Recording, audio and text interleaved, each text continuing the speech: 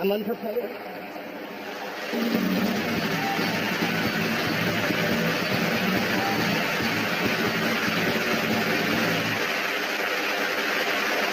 That's really good doing stand-up again. I took a year off from stand-up. Not that I don't like stand-up as much as I just don't like microphones. I'm sick of talking to them. I mean, I used to work at Burger King for 6 years. I worked the grill. A guy named Steve used to work the mic, and I thought he was a pain in my ass. He used to, every time someone orders something, hi, how are you? Can I have a waffle with cheese? Sure. Cheese! You son of a bitch, I'm right behind you. Just turn around and ask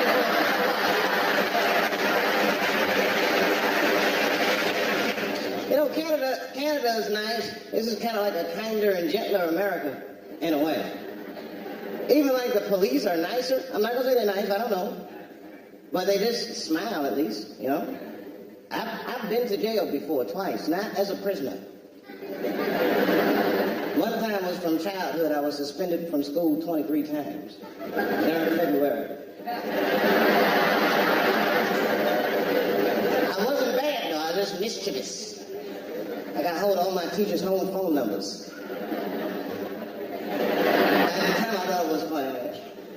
I was calling in death threats. I know that's bad, man. You know, my English teacher, Mr. Johnson, I called him up. He was all nice on the phone. Hello? Johnson residence. This is Mr. Johnson.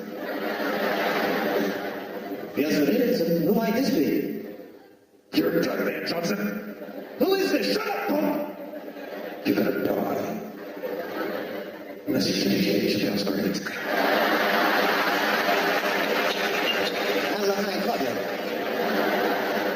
They put me in a program called Scared Straight. Have you ever heard of this? This is where they put bad kids like me in prison. And the prisoners yell at us, they tell us scary stories. You know, they try to scare us into being good. And the other kids were scared. But I was not scared. I was just heckling the guy. Hey, shut up, convict. I'm going to take advice from you. You look like a person that made all the right choices in life. Wrap this up. I got to be out of here by 3. What time are you leaving?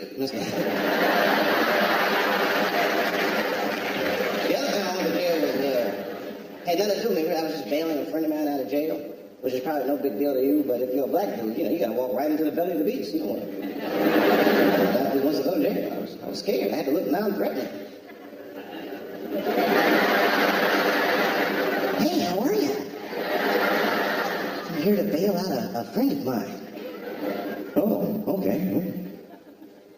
While you're here, you do fit a description. You'll just walk this way. I mean, I've been mugged before. I was mugged in 1992 by a white guy. I never saw that coming. Well, you got the time? Ah! He stood over me and said, give me your wallet. Give me your wallet. I gave it to him. I didn't know what to do. He's like, who's going to believe you?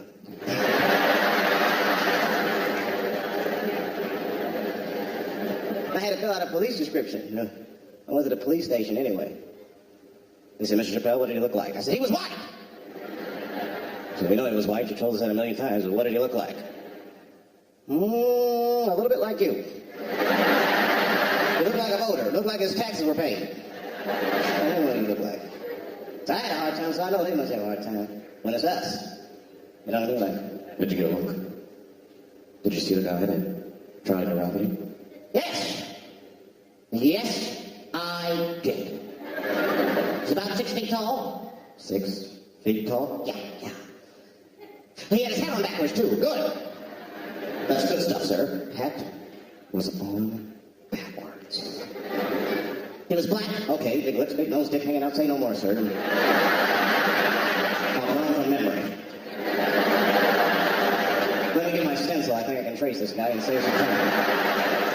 Down in the States, the police got those handy Negro stencils. That'd have been funny with like 5 black people here. Anyway. It's just different for us. We're scared of black people. Are scared of police. Man, my house got broken into. You think I could call the cops? The house is too nice. It's not a real nice house, but they never believe I live there. He's still here.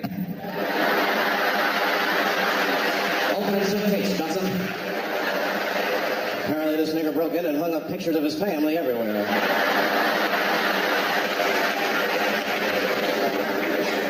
I don't want to upset you guys. I'm not saying I have problems being black. It's great. One time being black saved my life. I was coming from overseas. I had done a show in England. And I was on a plane. We were just taxiing down the runway, and a guy stood up. I don't know how he got a machine gun on the plane. It was very scary. He stood, "Everybody, get on the ground! Nobody look at my face!" Started freaking out. He was Chinese. I was like, why is he talking like that? But I looked across the aisle. There was only one other black dude on the plane. He was from Nigeria. And I looked across the aisle. He was already looking at me. He didn't say 2 words to me. He just looked at me. He was like... He didn't need to talk. I knew what he was talking about. I looked right back at him. And then there was some white guys on the front of the plane that saw us. And they were like, oh my God. I think those black guys are going to try to save us. That's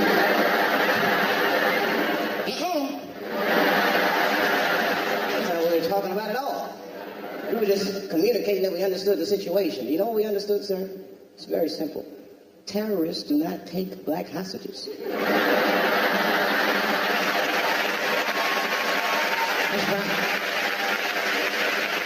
Have you ever seen one of us on the news reading a hostage letter? They is treating us good. We all just chilling. I'd like to give a shout out to Ray Ray and Big Steve and them.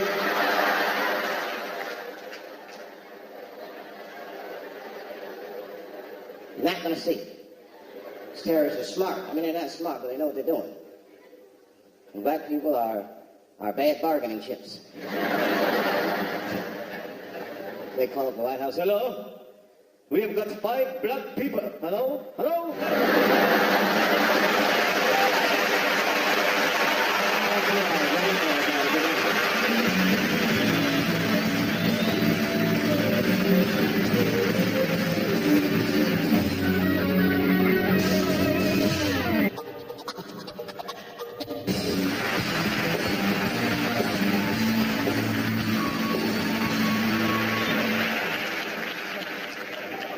So I'm visiting from New York, and I know you're worried.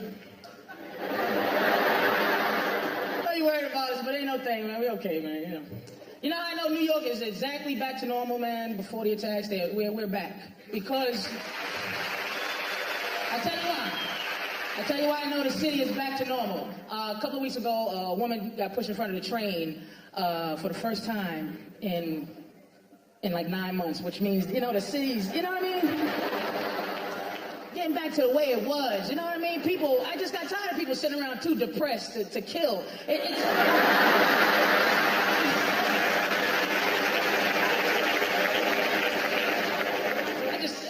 I just started traveling recently, man, last 3 years. I never left the East Coast until 3 years ago, so, you know, I know countries, I know you don't like America, I know. And I didn't know why until I started traveling. We're arrogant. We don't know the name of your president, you know. I tell you how arrogant I was. I also arrogant. I refer to people in their own country as foreigners. When I'm visiting you, I act like you're visiting me. I go, when are you foreigners gonna learn how to cook a steak? What is this language you're speaking here in Japan? I hate traveling. I really want to lose weight so I can laugh at fat people because they have a lot of trouble traveling now. You got to buy 2 seats. How do they even judge if you're too fat? Do they make you put your ass cheek in the carry-on? I'm sorry, sir. You have too much carry-on ass cheek. See, I'm in a weird fat position. I'm regular fat. I move around, I walk around. I'm not like talk show fat where you get like, you watch Jerry Springer at the 1,000-pound man. Now, 1,000 pounds, I'm 300 pounds. That means you're 3 of me and another dude with pneumonia or something. Like another dude that's not feeling well. And you eat till and that's all he did was just, that was his job. And people in the audience crying. That's white girls, that's your job, is to cry over everything. Oh my God. He's 1,000 pounds. What happened?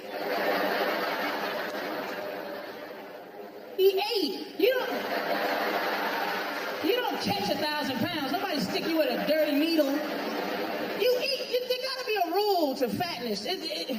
My rule to my fatness, I'll kill myself if I eat so much that under my stomach, I start to grow an ass in the front. If I start to grow an ass in the front where my balls should be, I'm going to shoot myself in the face. Because I know I ain't going to exercise to lose an ass.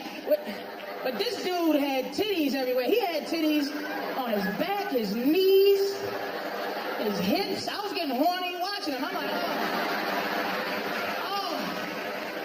I only joke around. I'm not a big fan of people. So that's why I'm so mean. I'm like an animal dude. I'm one of these dudes. I walk around, I'm like, oh, animal. You know, I see a homeless dog. I'm like, oh, like a little bitch. Oh, the doggy, you know. That's why some countries, man, the food they eat. Now, I'm going to say China, but I don't mean China. I just mean countries that Chinese people come from. How could you eat a dog? I have trouble disciplining my puppy when they piss on the rug. You know, hey, Bob, you know.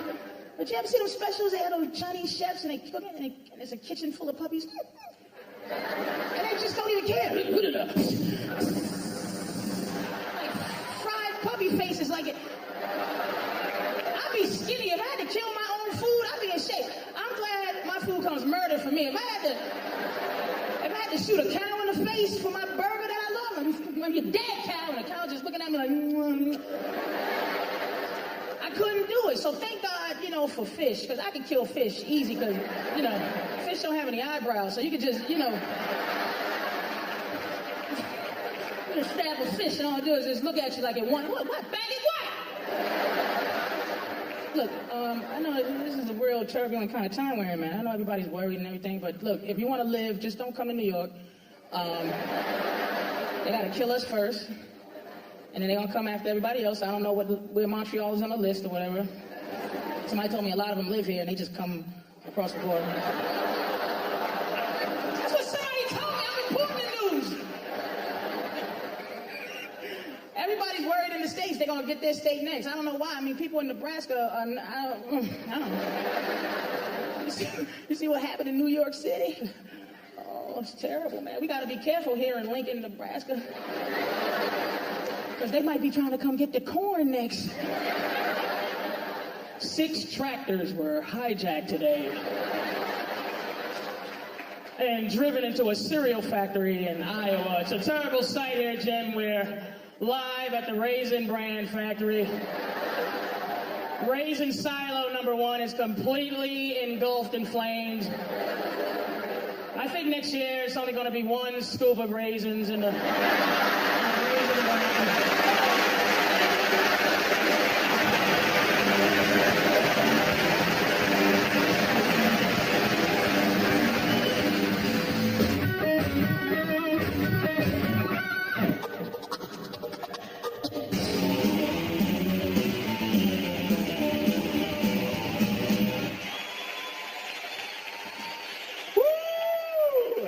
Montreal, I'm back. You remember me?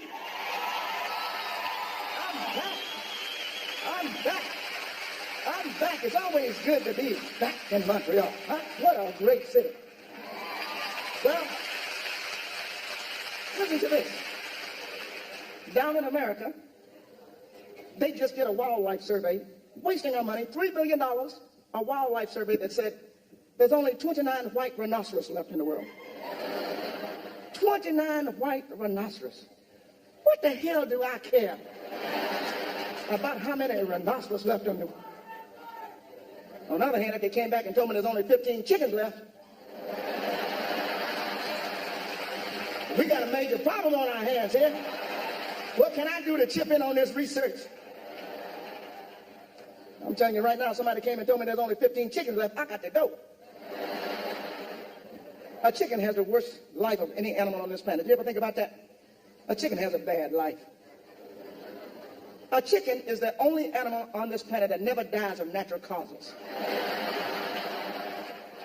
A chicken has a bad life. You never even see a dead chicken laying on the side of the road, do you? You see dead dogs, dead skunks, but never a dead chicken. You never see a lot of things you never see. You never see blockbuster video stores being built. You just driving down the street and go, hey, when they put that over there?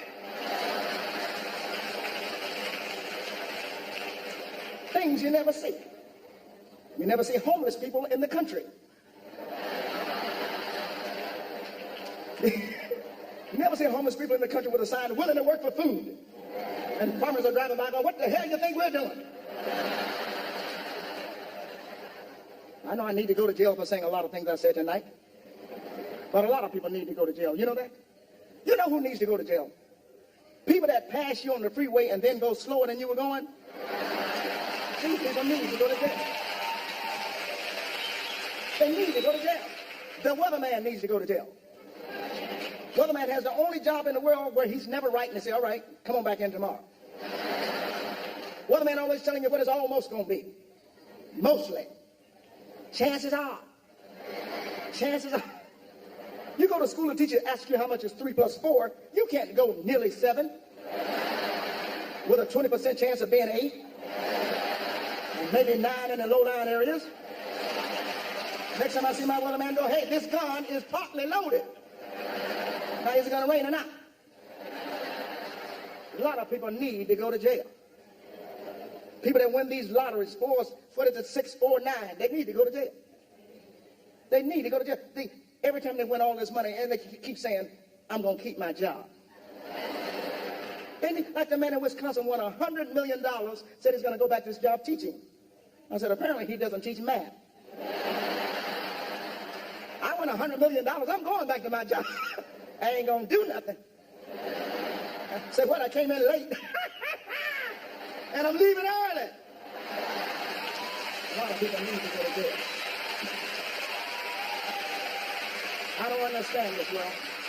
How come that people that snore always the first to fall asleep? Things I don't understand. Why is there a security guard at the Salvation Army store? Who wants to be caught stealing crap from the Salvation Army store? A lot of things I don't understand. Where are they coming up with the titles for these new movies while you were sleeping? They don't even finish the titles anymore while you were sleeping.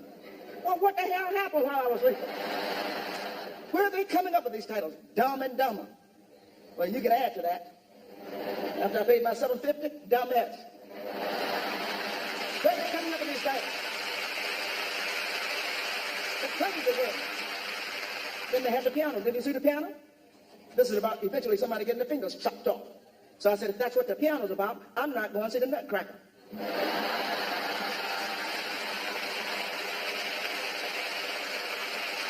And before I leave, one more thing I want to talk about. C'est bon? C'est bon? C'est bon? One more thing I want to talk about. I want to talk about something very, very serious. And that is, I want to talk about the way you people drive in Montreal.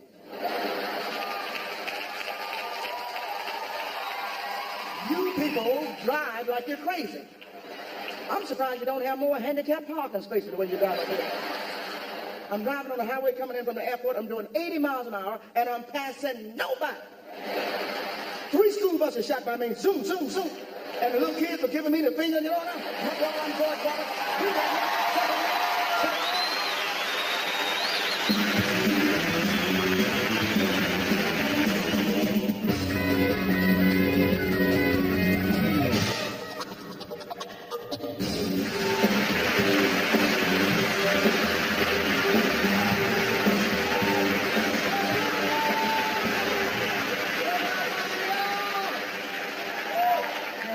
having a good time out here, walking around Montreal. Had a good day today. I saw somebody get arrested today. That was pretty funny. That's what I like. That's my little hobby. I like to watch people get arrested. Hate to see black people get arrested though. Every time I walk by a brother getting arrested, he always look at me like I'm supposed to help him escape. You know, like I'm supposed to knock out the cop. Get the key! We in this together. I'm like, no, we not. They didn't say nothing about this at the meeting. Sometimes I just stop and watch. You ever do that? Just stop and watch someone get arrested? You know, I pay my taxes. I can do that. Sometimes people get mad at you, too. One day I stopped to watch this one dude, right? And he putting the cuffs on him, right? And he looks at me. He's like, what the hell are you looking at? I said, I'm looking at your ass goes to jail. And next time you can say anything with the cuffs on, huh? You want a piece of me, huh? You talking to me? They put him in a squad car, man. I came out the window. I was knocking on the door.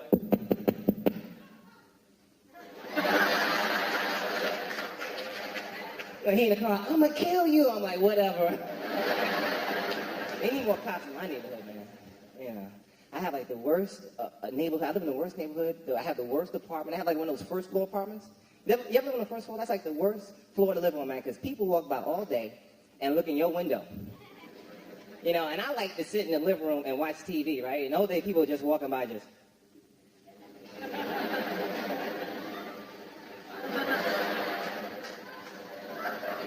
You know, gay guys be walking by too slow.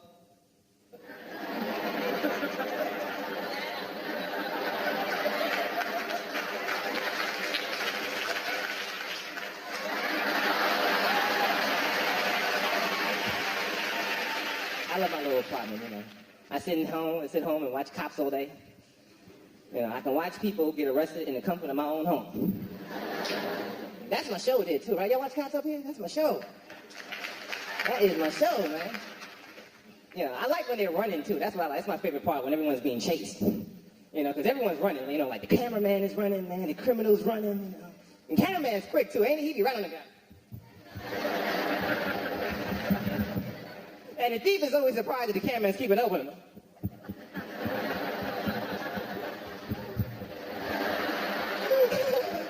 We jumping over fence. You know, cameraman right there. Yeah, the cop is nowhere in sight. The cop's like 2 blocks away, like, get him! Get him! Cameraman doing all the work. Yeah, trying to outrun the cop's cameraman. You can't outrun the cop's cameraman. He's in shape. He does it every week. I like, my favorite part though is when they lose a guy for a little while. You ever seen them lose a guy? They lose him in somebody's backyard. Yeah, that's when the voiceover comes on. It's like, we know, we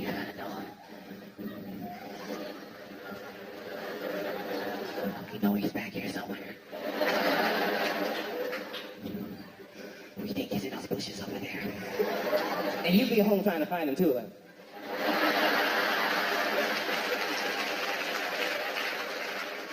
Looking all over your TV. What the hell? Where did he go? The dude be in the bushes trying to blend into the leaves. I saw one episode where they had a dude cornered, right? And my man had a jacket on, so he turned his jacket inside out and tried to pretend he was somebody else. Come walking in the bushes. Who are y'all looking for? We looking.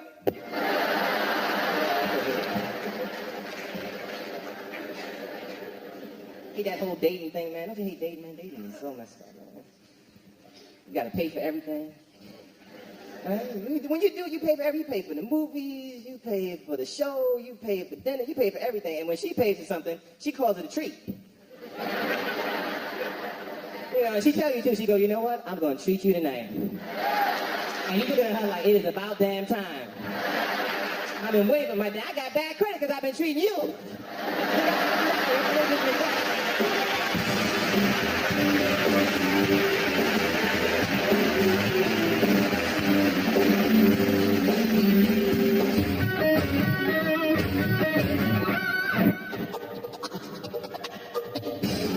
These are my jokes. If these jokes don't get me a deal, nothing will.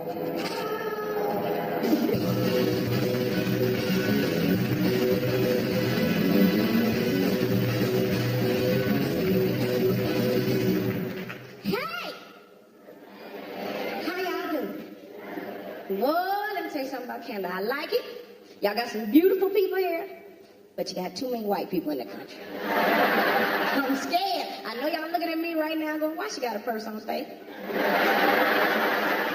Because white folks steal. Any race of people that'll take land from the Indians, they sure enough take $2 or $3 out your purse, so watch it. But I love y'all, but where the black men at? Y'all need some more black men, because the only black men y'all got here speak French. And that is not sexy. But I'm telling you, I can't discriminate against men, because when you're single, you gotta date everybody. A breathing man is a good man.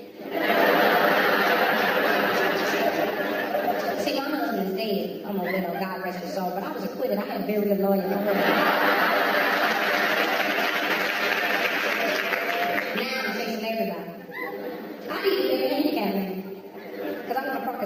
grocery store as I possibly can. There's a bunch of good men out there. You just got to find them. That's the hardest thing in the world to find. Like, y'all got some football players. What's y'all football team called? The Alouettes? Yeah. See, that's what I want to have. I think I deserve a little souvenir from Canada. And I like them big and black. Do they have big black ones? See, that's what I need, a big black one. Because I'm in love with a football player in the United States. He's 6'5", 303 pounds. But as much as I like him, my father loved him. When I brought him home to meet my family, because you know we country people from Arkansas, you got to bring him to meet your parents. When I brought him home, my father told him, you don't have to bring her back.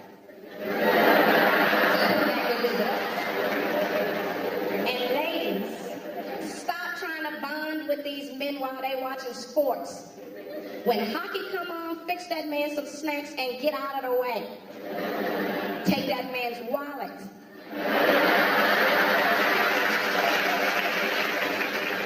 Now, ladies, I want to tell you something. Listen to your mothers, because mothers know everything. I got the greatest mother in the world, Joyce Underwood. I love her. You know, black mothers always on your side. I could kill 3 people, and my mother go, well, what did they do to you, baby? And the last thing I want to tell you, ladies, is don't be a gold digger, right? A real man will give you anything and everything you want, need, and desire, as long as you don't ask him for anything. If you need a new refrigerator, don't ask him for it. Bring him a hot beer.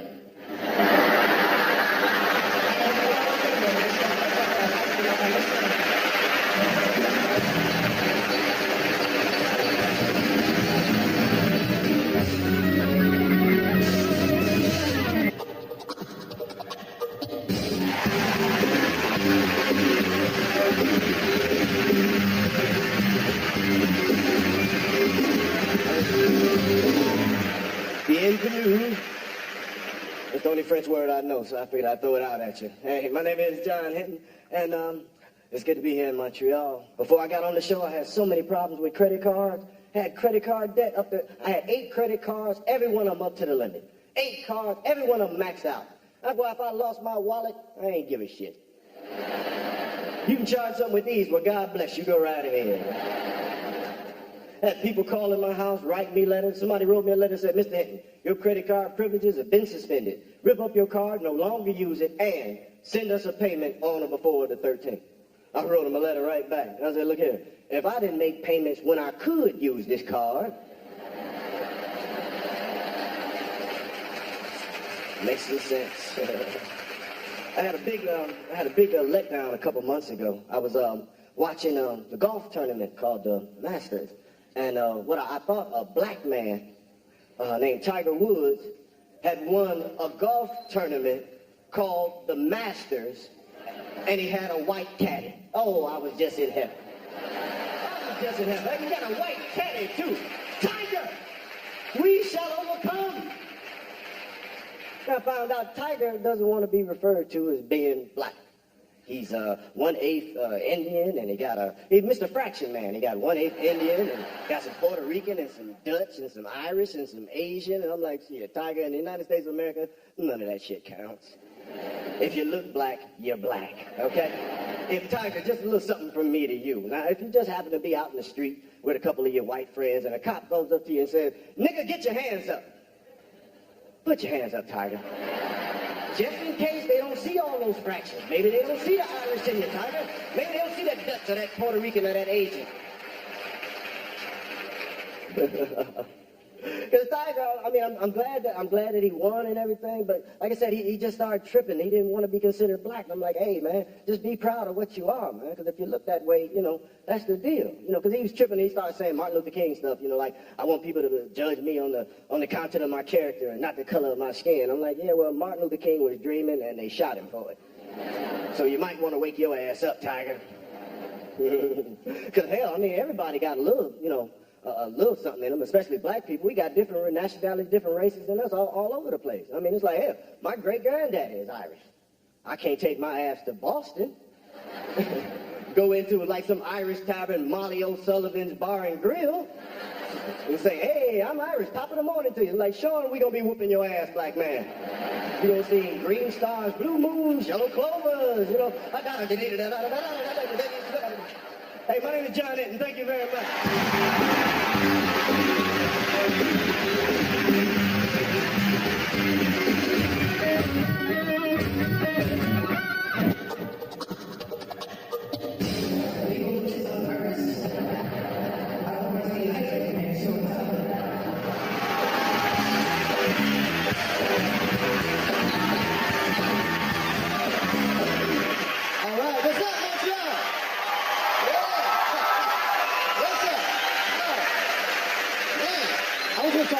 We talk about some things, but I have to talk about something else. I went downtown today. When you people say it's only 2 blocks away, that must mean Canadian miles.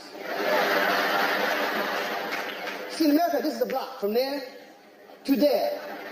When you go from the 600 block to the 1200 block, that is not 1 block. Tell people it's 5 miles away, you probably should get a cab. Just say, are you from America? Then you should catch a cab.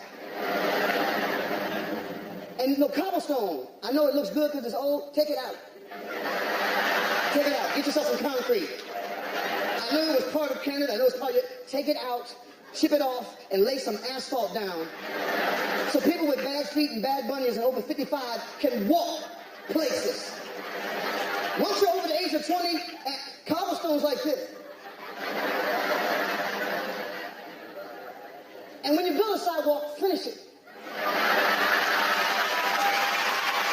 Finish the sidewalk. I don't know if you ran out of money, like, fine enough, we stop here, we go back down here, we go back. It just ends. I'm walking on the sidewalk and notice everybody else was going across the street. I said, what are they doing? It ended. It just stopped. There were no more stores, there were no more people. It's like I said, we want to work this way now. And you're nice people, but you're too nice. You're so nice. If you don't know something, it's all right to say, I don't know, ask somebody else. But know what you do? I said, man, I'm trying to get down to another club here. Oh. When people do this, it means they don't know. You should just run from them. People pat their head like it's going to jump out. Where did I know? Like, I'll smack it out of myself. I'll smack myself so much. Now I know. Now I know where it's at. It was in the back. I couldn't get it out. Now I found it. One thing I found is universal is families. Everybody, when we talk about families, about love, we have people here. I see a lot of families. We got kids here. I want to talk to your parents with teenagers. It's something very important because this is just what I'm teaching. It's not about comedy. Things you should know as a family. We got some teenagers. You're teenager. How old are you, man? 14. You're at that. You just got some testosterone. You don't know what's wrong with you. You see girls. You want to take a bath. You want to take a shower, don't you? You've never showered on your own in your life. For the first time, you stink. You smell yourself, and you don't know what's wrong with you. I want teenagers to know, as parents, our life got jacked up because of you. We can't say this when we're in your family. I can say it because I'm not in your family. I can tell you. If we'd have known what you were going to be like when you became 13, we'd have never had you. We'd have never done it. When you see a big family, that's not a family that loves children. They're trying to get one that's right. They just get one that's right and they cut them out from the rest. You'll be okay. Forget them. They're not going to make it. You're the special child. You're the golden child. Things that teenagers need to know. I know you're young. When you're young, you look at your parents. I hate you. We hate you too. We hate you longer. We just can't say it because it'll mess your head up and you need therapy and all that other kind of stuff. And know how you know when your parents are about to say they hate you? Because they do this.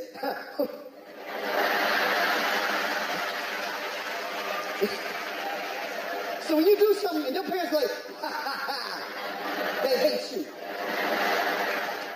Now what's confusing to parents is you hate us, but you won't leave our house. You are 25 years old in our house going like this. I hate this place. Well, go. Get your stuff and go. I can't wait till I leave. We can't either. We're going to go party. I'll drop you off. Where do you need to go? Now, a lot of you sit here, got grown kids in your house, don't you? 25, 30 years old, can't get them out. Confused. You sit there and have discussion when he's not around. I just can't. He has to get out. Here he comes. Hey! Know how you get a kid out your house? Know you get a grown kid out your house? They can't take their parents naked. There's not a child in here. They didn't want to see that vision. They can't take it. You want somebody way out your house, you and your man start walking around naked. While he's eating breakfast, just walk in the kitchen naked. Smack your wife in the butt. Your mom's a freak. They go run out your house and never come back. He will have visions of breasts hanging down to his waist for the rest of his life. Like, yeah. Look at that. That's going to be your wife in 25 years. Because it will happen. It's natural. That's why I hate to see people when they get breast. Ladies, let it go. You've earned it. Let them drop. Drop, drop. Let your butt drop. Let your breast drop. Just walk with a drop. Get a new drop walk. You've earned it. You've raised your family. Just shake it at your kids sometime. You get this. Shake it at them. It's a shame. Tell you, I love being up in Canada. I love being around you people. Y'all have been so nice to all of us. It meant so much. I just ask that you help us. Have a currency exchange at every store. Just put it there on the counter. So we don't have to go like, this is what America looks like when you buy something in Canada.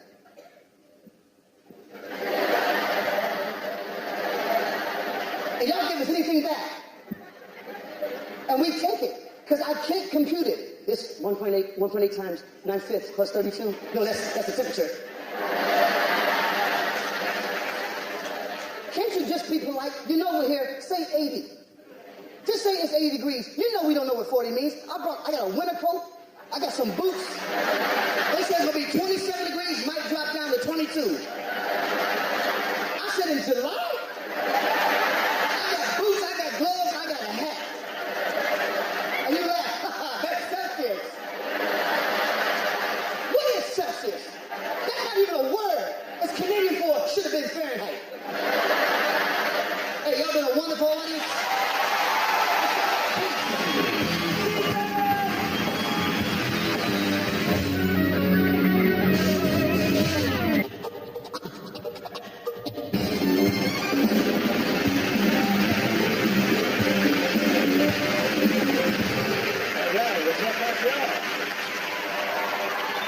Everyone talks about the beautiful women in Montreal. City just absolutely full of beautiful women, but I'm not hitting on the women here. I'm not, because I get tired of it. You know why? Because every woman I meet, for some reason, I end up being the friend. You ever get that? We just friends. I just want to be your friend. Let me tell you something. Having a woman as just a friend, that's like having $19 in the bank and looking at your ATM card. Oh, it's rough, man. It's rough. I mean, you can see it. You know it's there. You just ain't getting to it. And I asked this girl one time, I'm like, what am I doing wrong? How come I end up being a friend? She tells me, oh, well, you're just not aggressive enough. You know, if I had known you wanted sex, we could have had sex. But we're friends now. Can't have sex because that would just ruin the friendship. Because that's the line, right? Sex would just ruin the friendship. I'm like, look, we have sex, you'd be the best friend I got.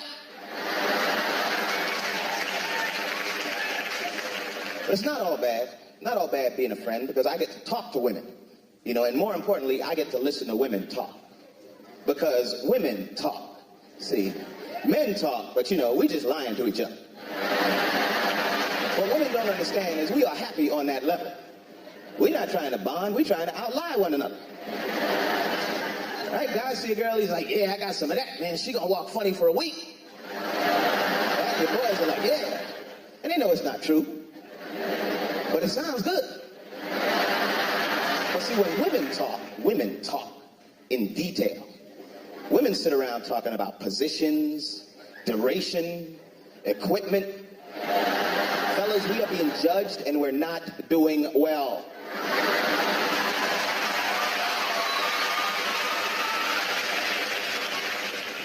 But women talk to me. They talk to me about their boyfriends. They're always asking questions. Women have a big problem communicating with men. They ask why they can't talk to their men. Ladies, you know why you can't talk to men? Because you ask us questions we cannot answer. Okay, there are certain things that we can't answer. The number one question, do you remember? Do you remember? Don't you remember? No, I don't remember. I'm a man. I cannot remember. Look, we invented instant replay because we forgot something we just saw.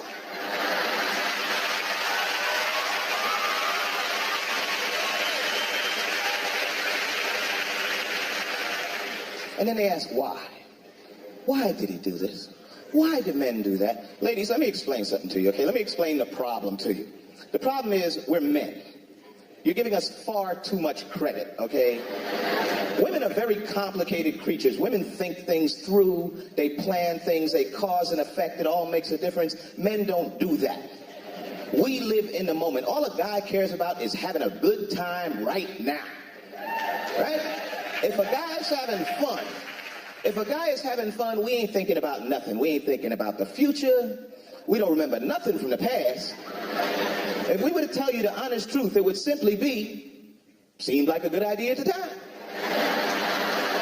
Right, that's why we do it. It seemed like a good idea at the time. Bill Clinton would have saved himself a world of hurt if he had merely told Congress the truth. Mr. Clinton, are we to understand she just walked in the office and, seemed like a good idea at the time?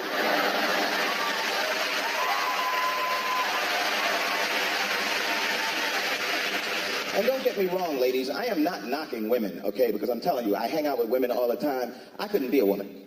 Really, too much work. Too much, it's difficult. I went shopping with this girl, and I learned things, okay? We went to Victoria's Secret, which normally would be fun, but I'm just a friend, you know. So now I'm just a test subject. But I learned the science of panties.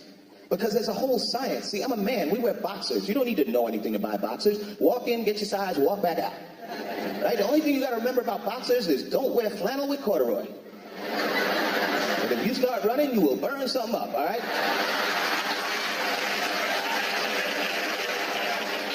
But with women, it's like they got the thongs and the G-strings, you know, and then you got to color coordinate. You can't have any lines showing, you know. Then they got them big period panties, you know. But they don't get those at Victoria's Secret. Those come from Kmart. That's a...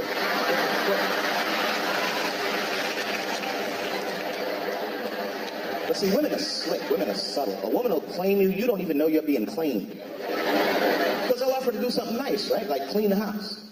And we're dumb. We're like, yeah, sure, clean the house. She is not cleaning the house. She is marking her territory. Because you know, once a woman has cleaned your house, any other woman knows that a woman cleaned the house. But women clean different than men. First of all, women dust. Men don't dust. We like a coat. Matter of fact, we need a coat of dust around the house. That tells us where to put stuff back.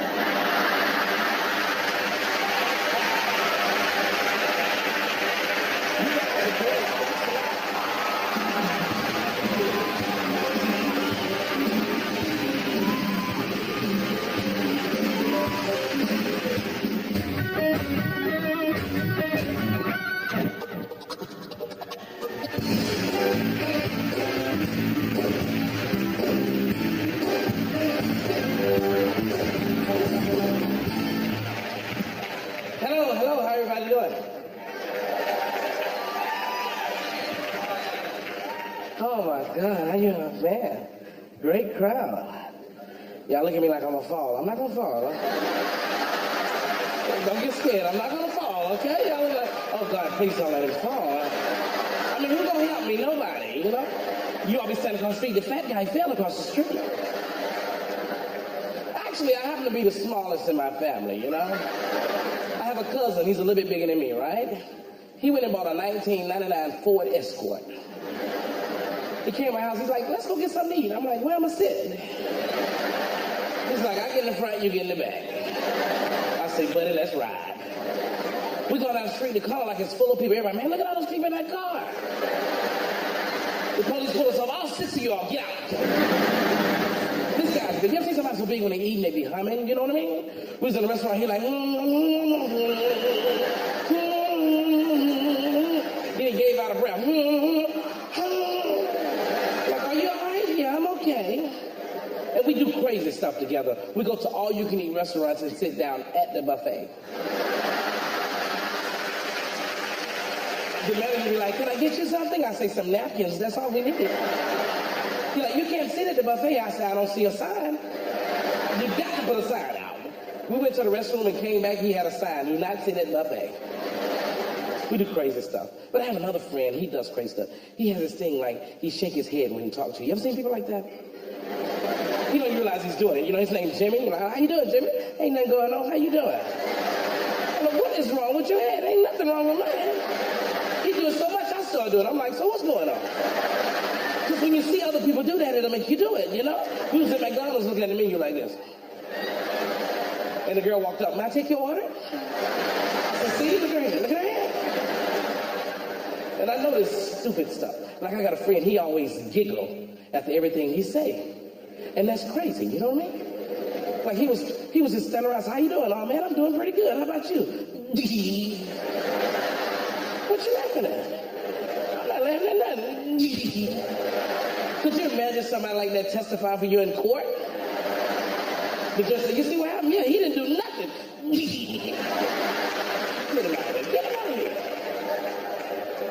Let me tell you though, one thing I do like about white people is that they let you know when stuff is going to happen.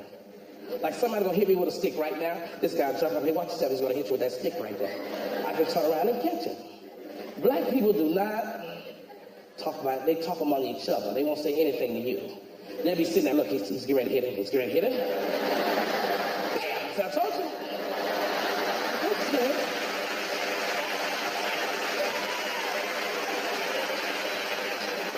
You know, I have crazy people in my family. I mean, crazy. I have an uncle that coughs, and it sounds like he's cranking a car, you know? And it's like he's trying to get it from right here. You know, it's not like a, it's like a, are you okay? Yeah, I'm fine. And the same uncle, he laughs out loud and don't crack a smile. That's almost impossible, am I right? I crack a joke, he just busts out laughing.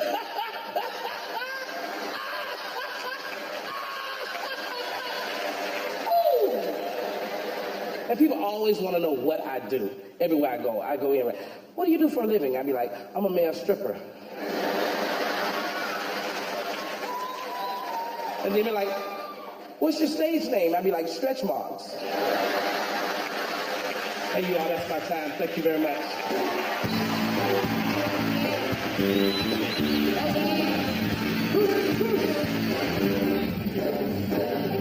Thank you. By the way, Bruce, I wasn't all, you're done.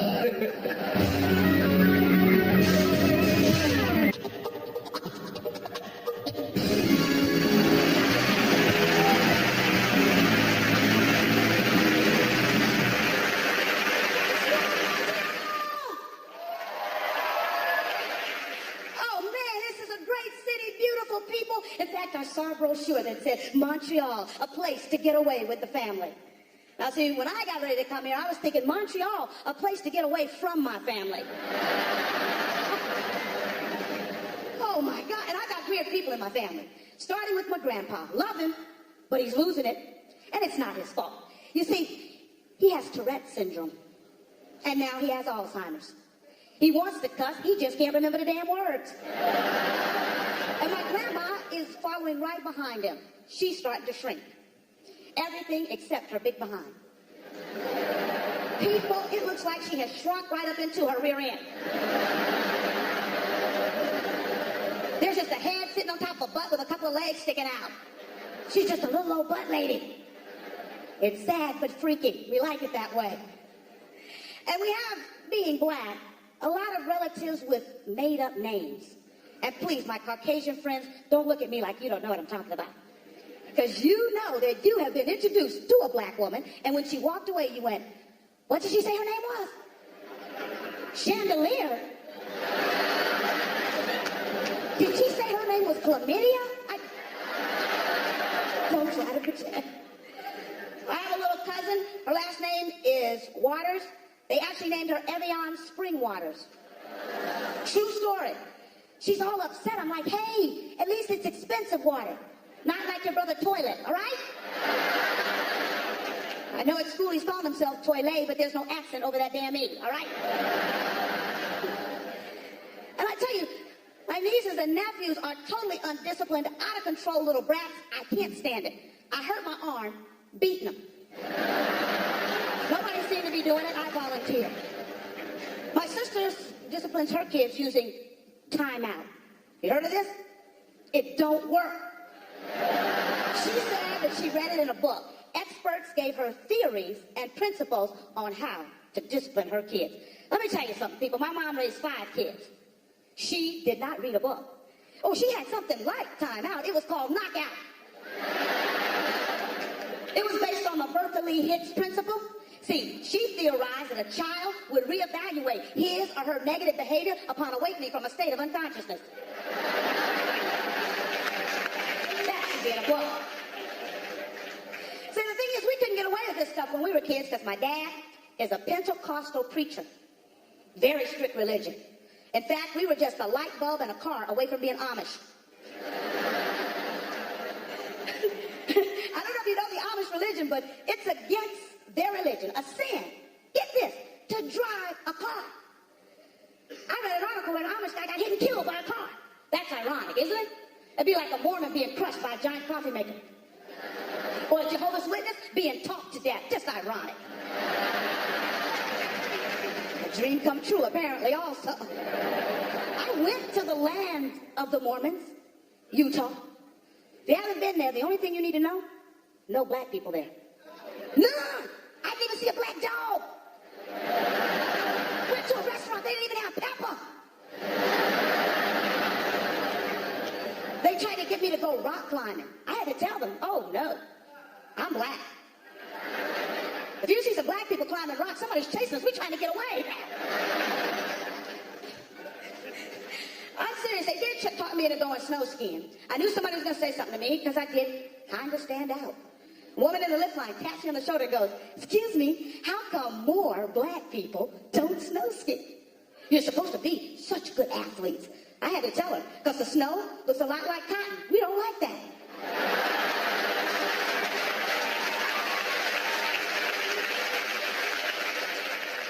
I think sports are cultural. I think it depends on how you grow up. I think if you think basketball, you think black guys. Ice hockey, white guys. Golf, white guys dressed like black pimps. That's what you think.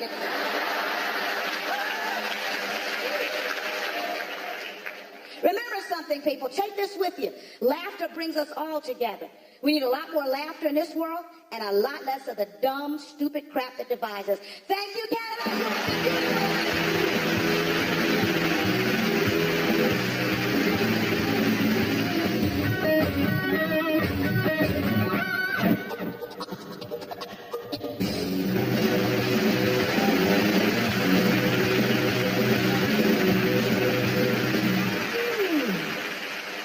Yo, a lot of married people out here, see?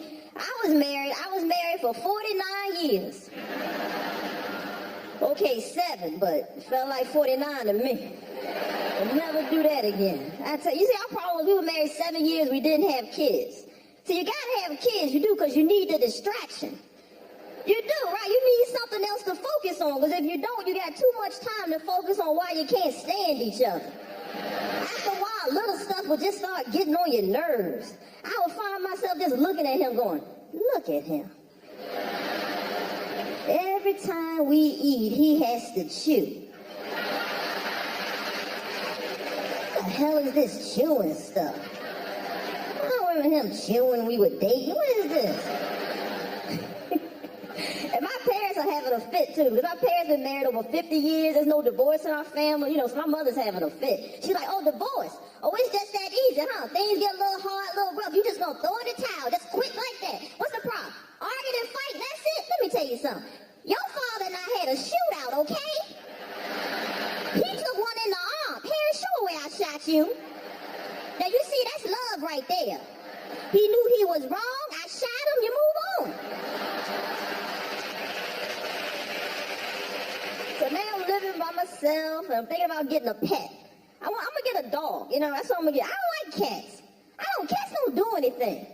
They don't have any responsibilities. You know, really, come on, you never heard of a guard cat? Or a bomb-sniffing cat? Or a CNI cat? See, that's why I like dogs. Dogs have jobs.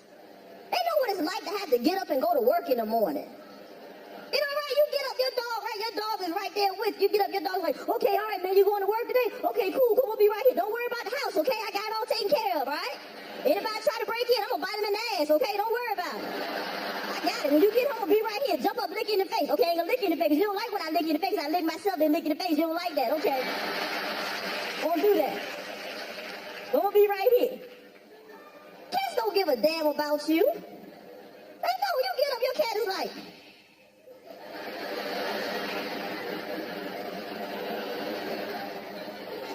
You better take your ass to work.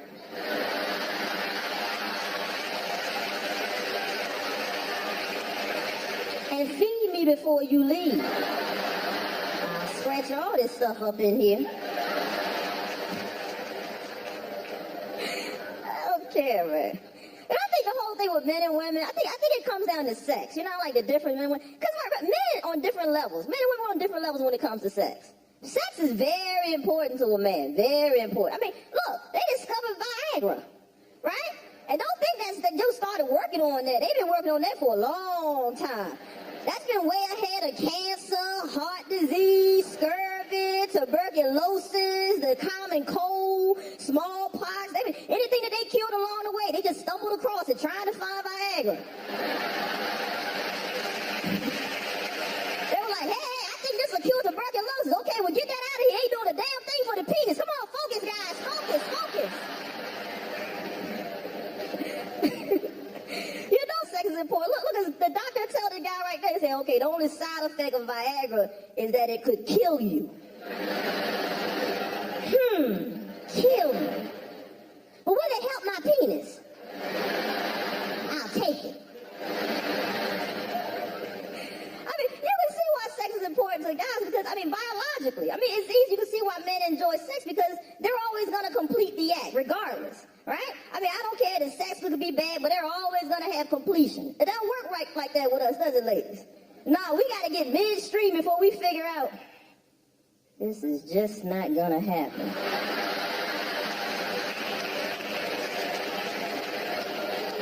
It's not going to happen. That's what I tell guys. I'm like, hey, if you know how to satisfy your woman, stick with that. All right? Just stick with I tell a guy in a minute, hey, what you did? That was good. Now do that again. All right? No, jot that down. That was good. Remember that. Don't go get fancy on me trying some new route that you don't know anything about. Because you're going to get lost. And just like a man, you ain't going to stop and ask for directions.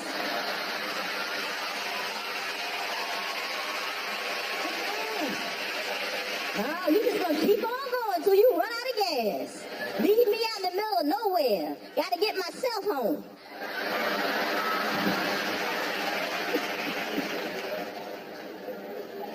We are, man, different levels when it comes to sex. Look at the porno industry. That's $1 billion industry. Men support it, act out their fantasies. And what's the number one fantasy for most guys? What is it, ladies? 2 women, right? 2 women. That's what they want. Now, fellas, I think that's a bit lofty. Really, because come on, be honest now. If you can't satisfy that one woman, why you want to piss off another one? Why have 2 angry women in the bed with you at the same time? You know, fellas, I'm looking out for you. You know how much you hate to talk after sex. Imagine having 2 women just nagging you to death. Blah, blah, blah. Hold me. That'll get on your nerves, you know. I know some of you guys probably great lovers. You deserve 2 women. Maybe you do. But you know what? I think you should have to earn it. Right? It should be earned. You know, like a video game, you get so many points, you get an extra life. I think it should be the same thing with sex. He's doing such a great job. He's like, oh, I can't take it anymore. Ding, you get an extra woman.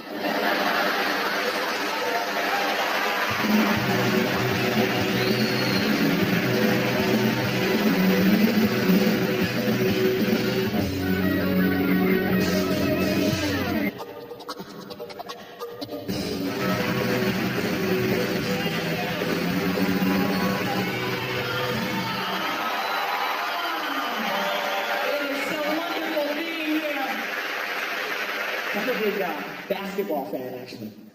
I love it. My favorite player is Shaquille O'Neal. Shaq. Superman. I like him. He's always under the basket holding it down.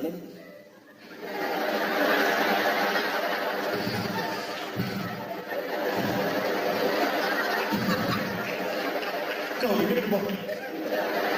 Hey, I'm looking right at you, man. Give me the ball, man. But you know, you talk about sports and stuff, and I actually did a little sports myself. I ran a marathon Last year, I ran my first marathon. It was a Los Angeles marathon. I finished. Well, let's not get too excited now. It took me 6 hours and 23 minutes. People were walking faster than I was running at the end of this race. And I trained for it, you know? Because you get all hyped up.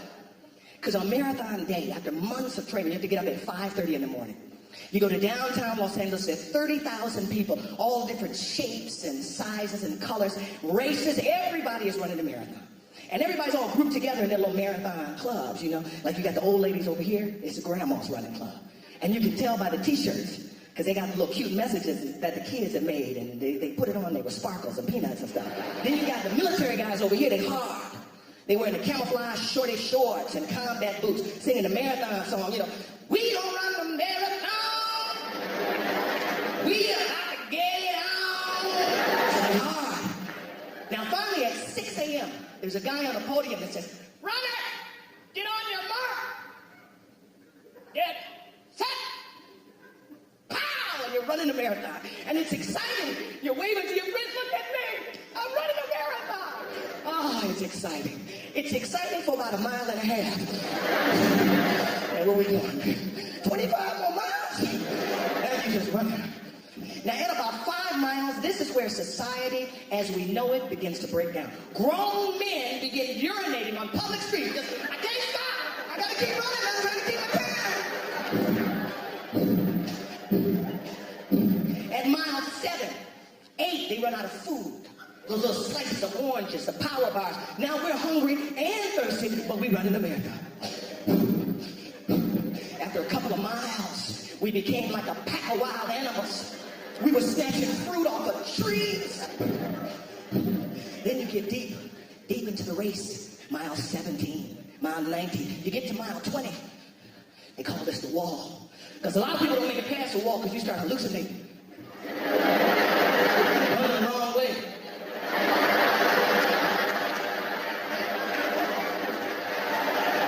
I got to mile 23. My nipples were bleeding. And all along the length of the race, people, total strangers, would run out of their houses and cheer us on. "Keep running! What you're doing is incredible! Don't stop! You're gonna finish this race! Yes, you are! You are gonna finish this race! Just like I'm gonna finish this cigarette!" I started this race the first Sunday in March. By the time I crossed the finish line, it was 4th of July.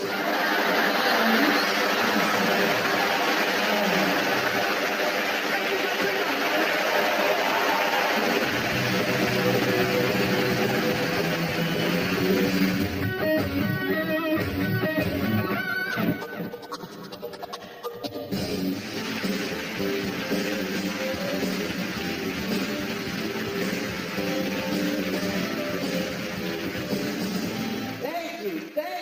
you. Man, I love Montreal. I do, man. Yeah, man, I was hanging out in the black community today. Both of those guys are great. We got along. I took 2 white friends of mine to an all-black party in L.A. These guys went shopping. They had no idea that black people sometimes call each other nigger as an endearing term. And they saw the brothers at the party like, "Hey, what up, nigga?" Psst, psst, my man. "Oh, what's up, nigga?" Pat, pat. My white friends, they got all excited. "Hey, how you niggers doing?" The music stopped. Everyone looked up. Oh, my goodness. I mean, they got their asses kicked that night. I hated to do it, but you understand. It was like, an embarrassment. Me and one of the guys, this is real ironic, we got in like a little Rodney King incident ourselves. Me and this guy Dave, we were eating dinner at a restaurant. Dave got in an argument over the check with the waiter. Next thing we know, the owner, the manager, all the employees get together and just beat the shit out of him. Kapow! He sued him for $500,000 and won the case because the whole incident was recorded on videotape. Sounds amazing, right? That's why me and my buddy Dave always carry a camcorder with us. Because you never know when a Kodak moment might pop up, you know. We'll be hanging out and be like, "All right, Dave, go ahead, I got you. You ready, man? Go ahead, do it. All right, just be ready. Hey! Oh! officer. Kiss my ass. What? Uh-oh. Roll 'em.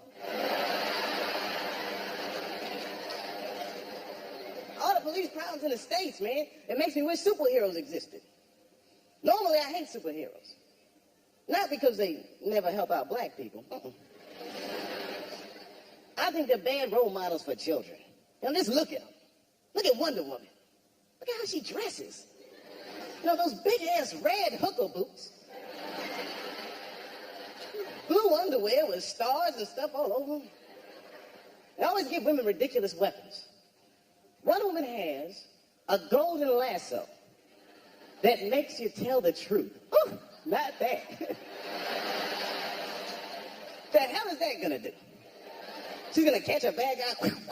Gotcha. Oh, nice tits.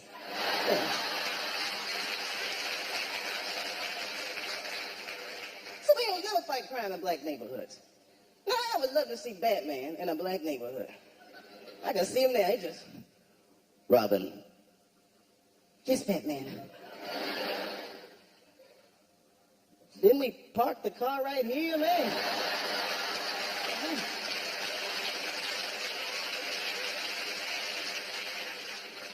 Having such a wonderful time. You know, folks, any of you guys ever do this? I got a little trouble when I was coming into Montreal. I walked to that little x-ray thing at the airport and said a joke about having a gun. Don't do that, y'all. Now, I was just trying to be funny. You know, I walked through the thing and said, boop, boop, boop. He said, I'm sorry, eh, but you have to go back through. I said, oh, no problem. Must have been my pistol. Hey, I was joking. I mean, he was ready to kill me, man. Pulled his gun out and stick out all of that shit. But my buddy Dave had the camera roll. These brothers back there.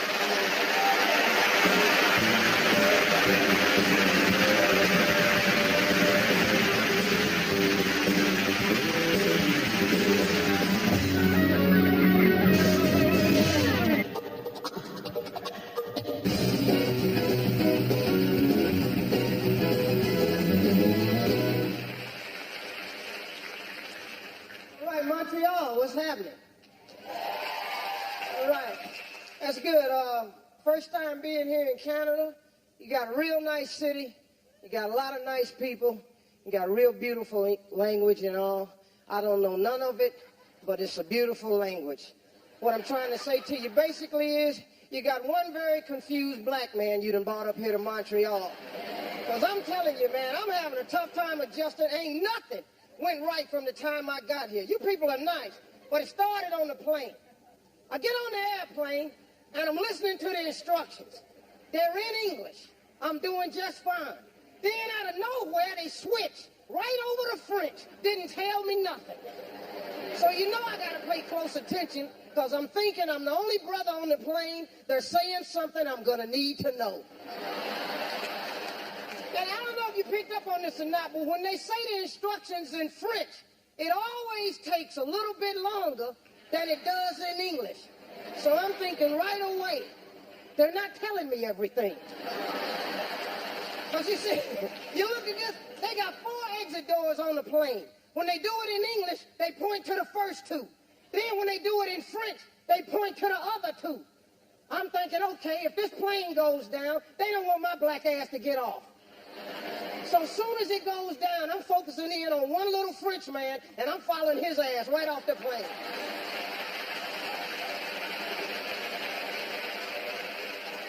It's been real nice here, man. Everything's going good. Sports up here a little bit different from what it is in America. America always thinking we done invented something. You know, we got this sport, the America's Cup. They always call it the America's Cup. Now they're hyping it as America's favorite sport. Who did they ask this? You don't ever see no black people yachting, do you? Oh, no, because after that first big boat ride, yeah, we kind of lost our taste for sailing.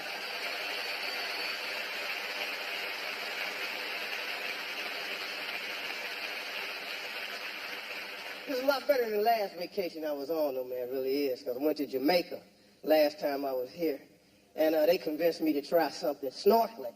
Folks snorkel before? This is great.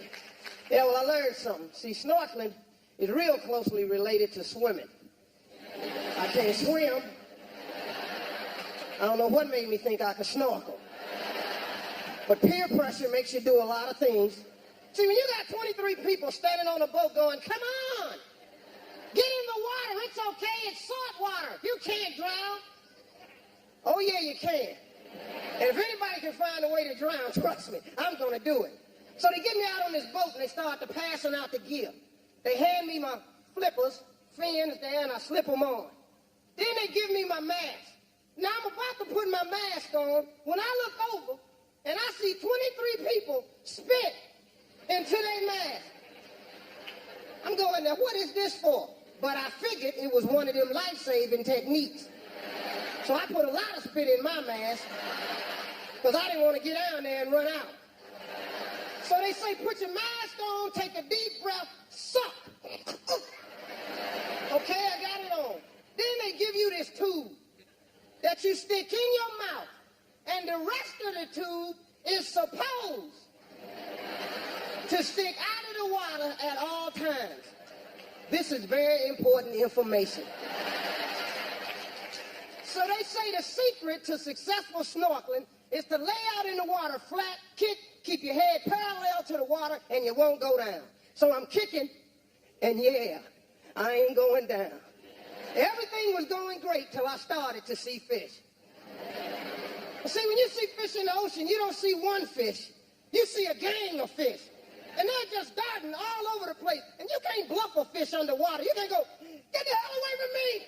Because fish just look at you and go. So this one fish swam right up against my mask. Now, I was later to learn that this was a very small fish, about the size of a guppy. But in my mind at that moment, that was orca the killer whale. So I panicked because the fish started to swim under my body. I had to follow this fish. Because you know, Jacques Cousteau could be wrong about the feeding habits of a guppy.